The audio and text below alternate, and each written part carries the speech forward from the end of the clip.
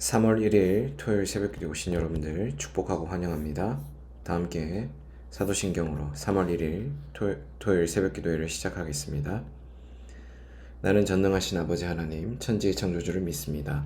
나는 그의 유일하신 아들 우리 주 예수 그리스도를 믿습니다.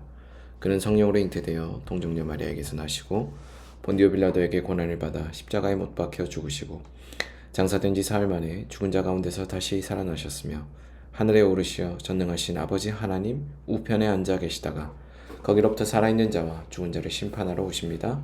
나는 성령을 믿으며 거룩한 공교회와 성도의 교제와 죄를 용서받는 것과 몸의 부활과 영생을 믿습니다. 아멘. 다 함께 찬송가 267장 주의 확실한 약속의 말씀 듣고 함께 찬송하겠습니다.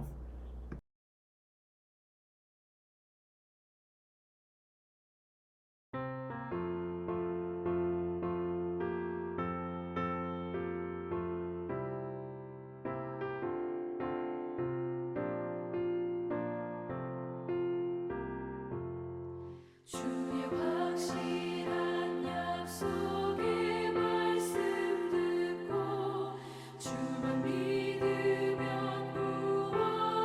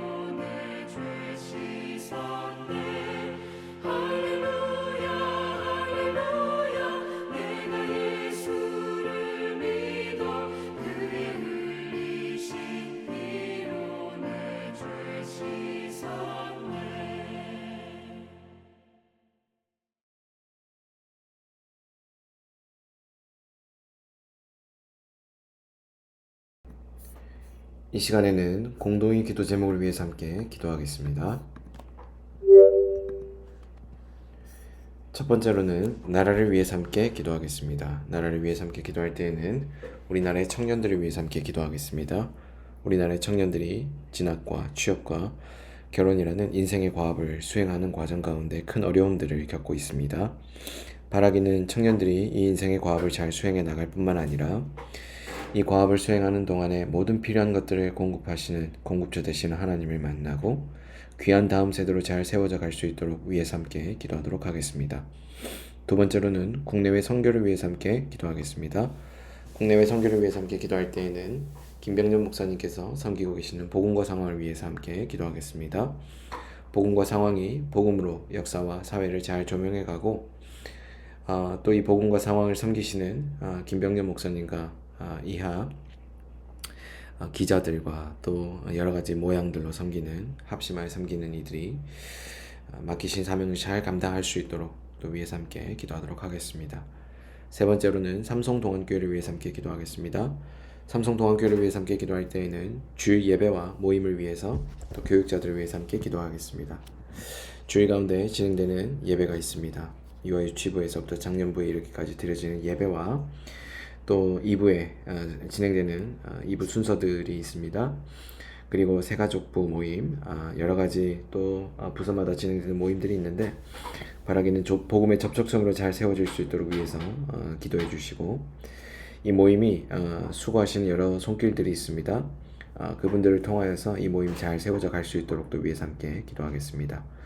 또한 신동희 목사님을 비롯한 저와 김수경 간사님 그리고 심소연 전도사님 등 4명의 교육자들이 있습니다. 주어진 자리에서 맡기신 일을 잘 감당하는 사역자들 될 수 있도록 위해서 함께 기도하겠습니다. 네 번째로는 교우 가정을 위해서 함께 기도하겠습니다. 교우 가정을 위해서 함께 기도할 때에는 김동석 교우 가정을 위해서 함께 기도하겠습니다. 김동석 교우 가정이 더욱더 하나님 나라로 세워져 가고 그 하나님 나라의 풍성함을 경험하는 귀한 가정 될 수 있도록 위해서 함께 기도해 주시고 이 가정 가운데 뜻하신 하나님 나라 그 하나님 나라의 귀하신 뜻과 아름다운 계획들이 풍성하게 열매 맺는 은혜가 있도록 또 위해서 함께 기도하도록 하겠습니다. 다섯 번째로는 새벽 기도를 위해서 함께 기도하겠습니다. 새벽 기도를 위해서 함께 기도할 때에는 계속해서 온라인으로 진행되고 있는 새벽 기도회 가운데 방송상의 문제가 생기지 않도록 위해서 기도해 주시고 또 이 새벽 기도회를 통하여서 말씀하실 주님의 음성을 듣고 또 그분과의 친밀한 교제가 함께 있는 그런 귀한 시간 될 수 있도록 위해서 함께 기도하겠습니다. 함께 나눈 이 5가지 기도 제목을 위해서 이 시간 한 목소리로 기도하겠습니다.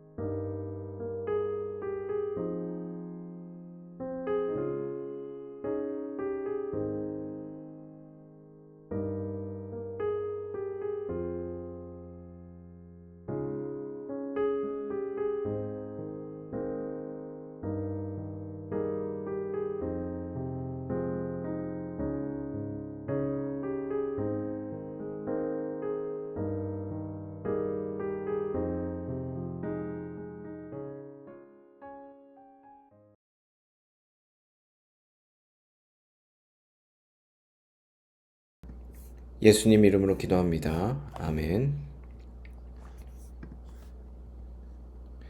오늘 하나님께서 우리 모두에게 주신 말씀은 누가복음 8장 1절에서 15절까지의 말씀입니다.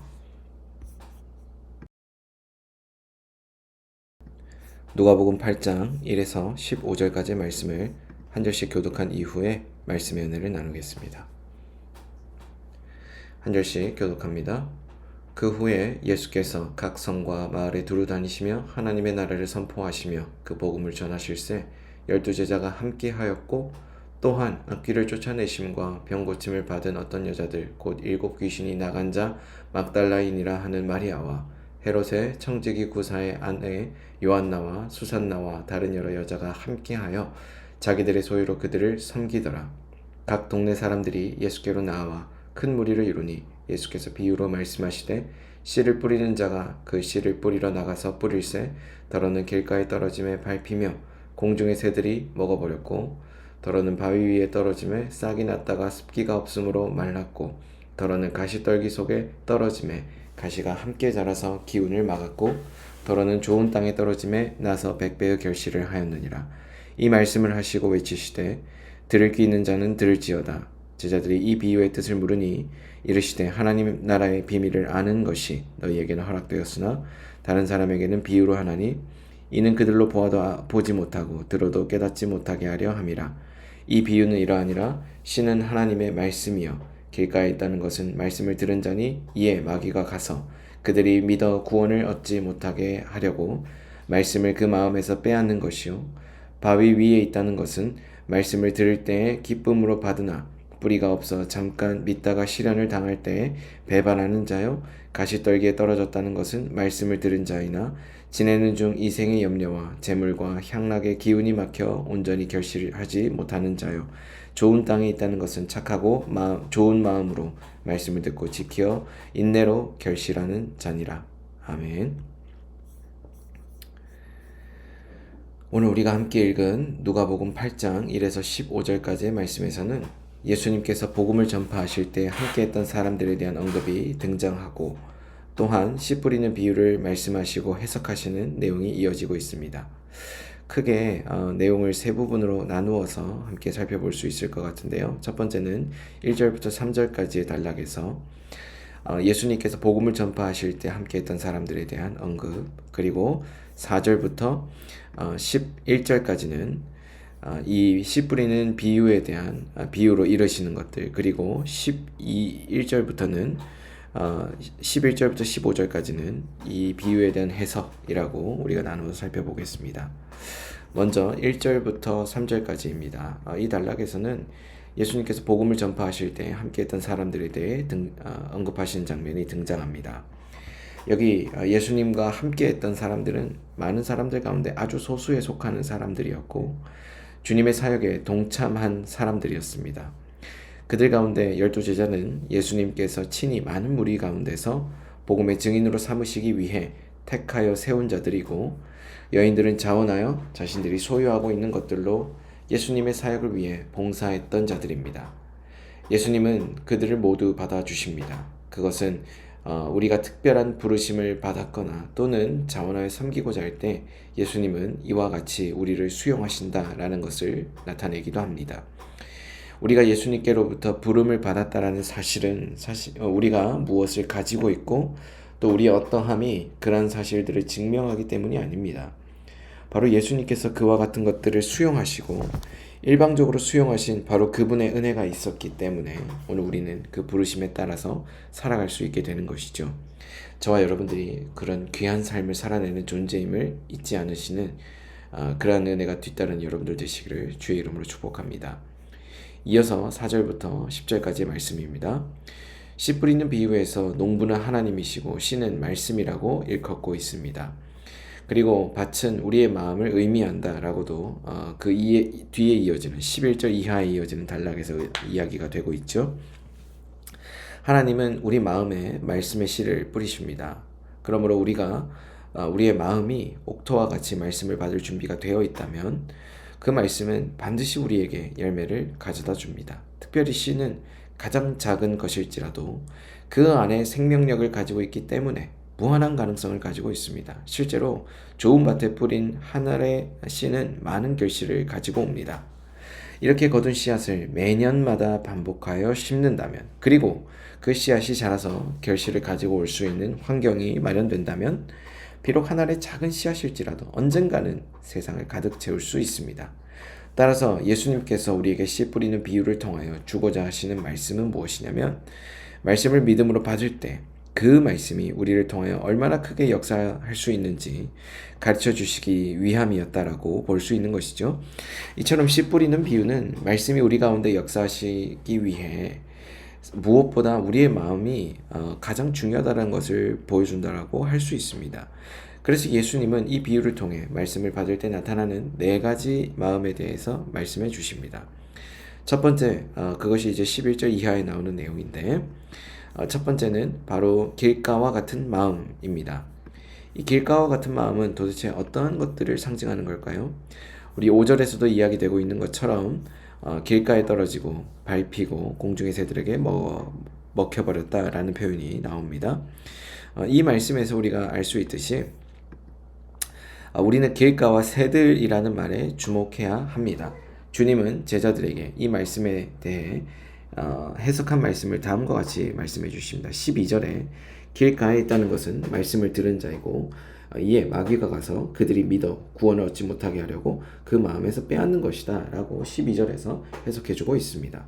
길가와 같은 이 마음은 말씀을 듣고 깨닫지 못하는 마음을 가리키며, 그것이 18절과 19절에서도 마태복음 13장 18절 19절에도 등장을 하는데, 새들이란 마귀를 의미합니다.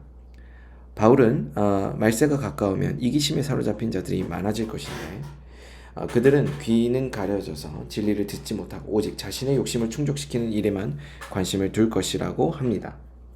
이것은 우리가 어떤 때에 말씀을 깨닫지 못하는지에 대해서 이야기해 주시고 또 그를 알려주시기 위한 하나의 예시다라고 볼 수 있습니다. 다시 말하면 우리가 자아에 사로잡혀 있거나 또는 탐욕에 사로잡혀 있을 때 우리는 말씀을 들어도 그 말씀을 믿음으로 받아들일 수 없습니다. 이와 같을 때 마귀는 우리의 마음에 말씀에 대한 의심을 불러일으켜 말씀 그 자체를 거부하게 만듭니다. 씨 뿌리는 비유는 이와 같은 경우를 길가에 떨어진 씨를 새가 먹어버린다는 말로 표현합니다. 두 번째로 바위와 같은 마음입니다.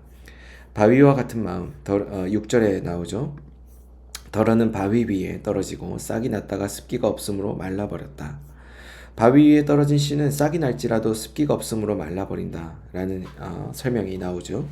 주님은 바위와 같은 마음에 대해서 다음과 같은 해석의 말씀을 주십니다. 13절에 이렇게 말씀합니다.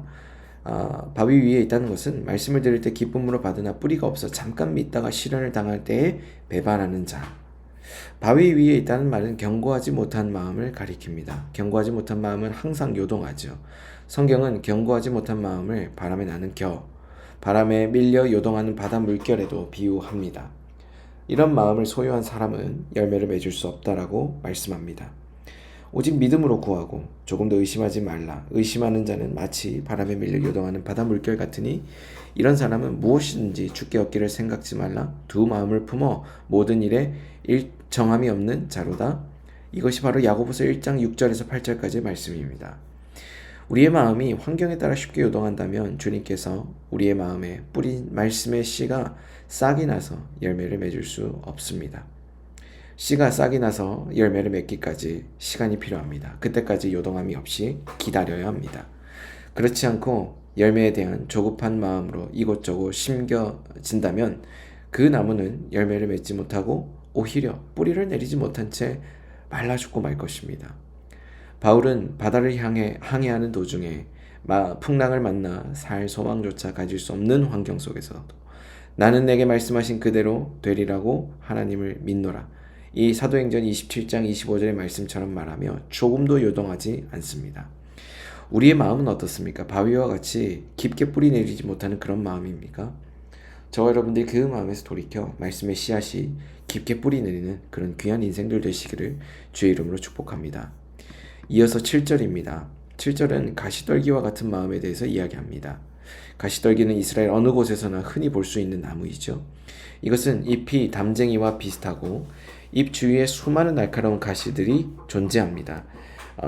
설에 따르면 이것은 주님께서 씌운 가시관을 만드는 데 사용된 나무로도 알려지고 있습니다. 이 나무는 억세여서 주위에 자라는 식물들의 성장을 억제합니다.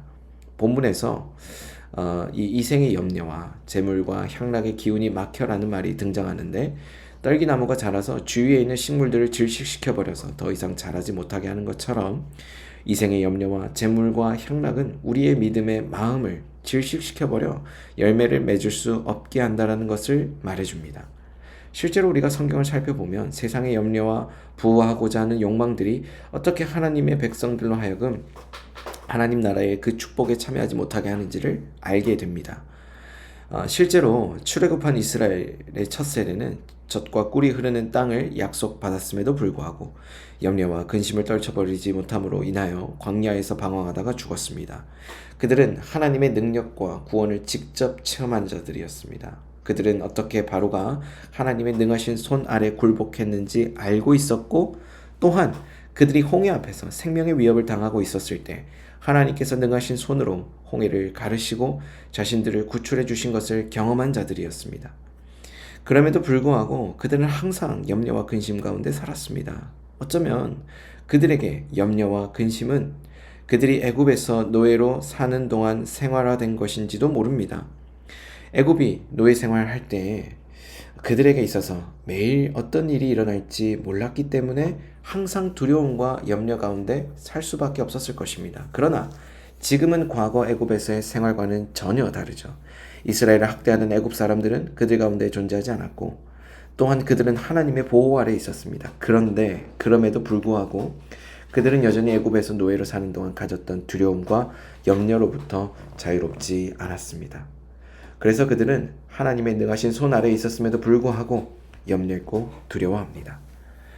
홍해 앞에서는 다시는 애굽으로 잡혀가지 않을까 근심했고, 광야에 들어갔을 때는 물 걱정, 양식 걱정으로 그들의 삶을 낭비하며, 시내산에 올라갔을 때는 모세가 자신들을 버리고 도망가지는 않았을까 염려했습니다. 이처럼 이스라엘은 광야에서 쓸데없는 근심을 하였습니다. 그래서 그들은 광야에서도 물을 마실 수 있었고 양식을 얻을 수 있었으며 원수들로부터 보호를 받을 수 있었음에도 불구하고 그들은 그곳에서 그들의 생을 마감합니다. 하나님께서 그들을 지켜주셨지만 필요한 모든 것을 주셨기 때문에 그들이 안전하다는 것을 믿지 않았었던 것입니다. 여러분의 삶은 어떻습니까?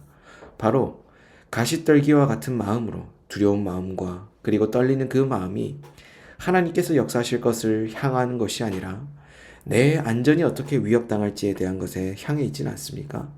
저와 여러분들이 그런 마음을 돌이켜 염려와 근심과 걱정을 주님께 맡겨드리고 구원의 능력과 구원의 지혜 되시는 예수 그리스도 그분을 통하여서 그 십자가의 도를 통하여 우리를 구원하시는 놀라운 하나님의 은혜를 의지하시는 저와 여러분들 되시기를 주의 이름으로 축복합니다. 네 번째로는 좋은 땅과 마음입니다. 더러는 좋은 땅에 떨어지고 100배의 결실을 하였느니라 라고 말씀하는 이 8절 말씀은 이 열매를 어떻게 생산해낼 수 있는 마음은 어떤 마음이냐라는 것에 대해서 말씀해 주는 부분이 이 8절 말씀인데, 그런 마음을 우리가 가져야 된다라고 오늘 말씀 우리에게 설명해 주고 있습니다.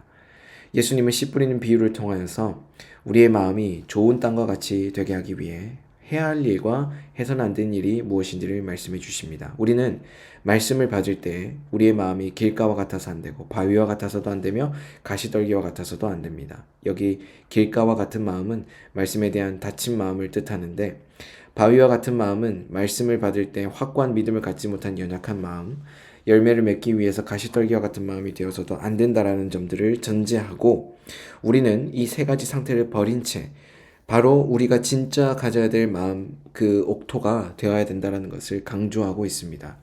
우리가 그 마음을 버릴 수 있는 비결은 무엇입니까?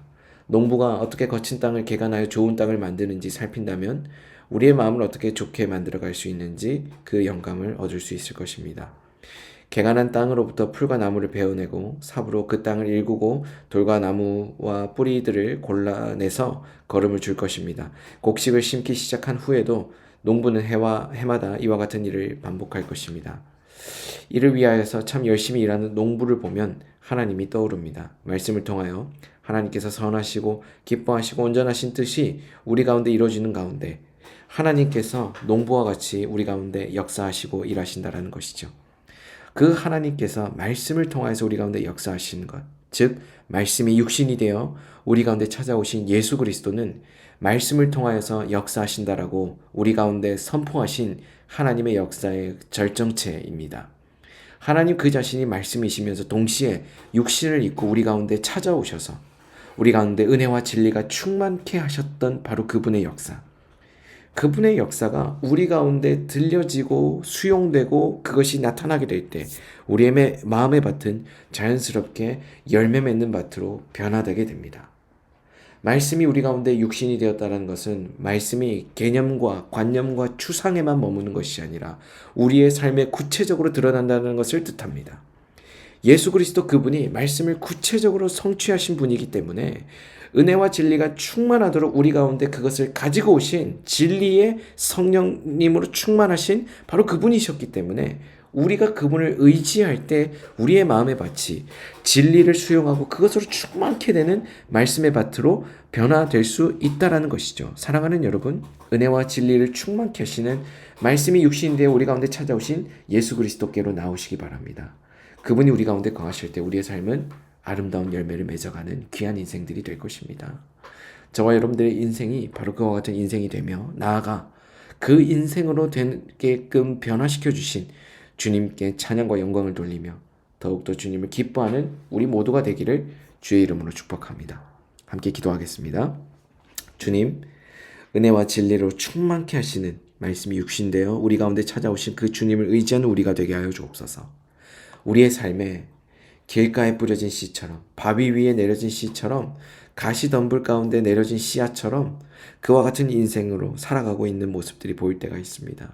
말씀이 뿌리내어 우리의 삶에 찾아오는 모든 불안과 두려움과 염려움 앞에 담대히 행하게 하시고 나아가 말씀이 육신이 되어 우리 가운데 찾아오신 예수 그리스도 그분을 바라보는 그런 믿음이 우리 가운데 있게 하여 주옵소서. 사랑이 많으신 예수님 이름으로 기도드립니다. 아멘. 다 함께 주기도문으로 오늘 새벽 기도를 마치겠습니다. 하늘에 계신 우리 아버지, 아버지의 이름을 거룩하게 하시며 아버지의 나라가 오게 하시며 아버지의 뜻이 하늘에서와 같이 땅에서도 이루어지게 하소서.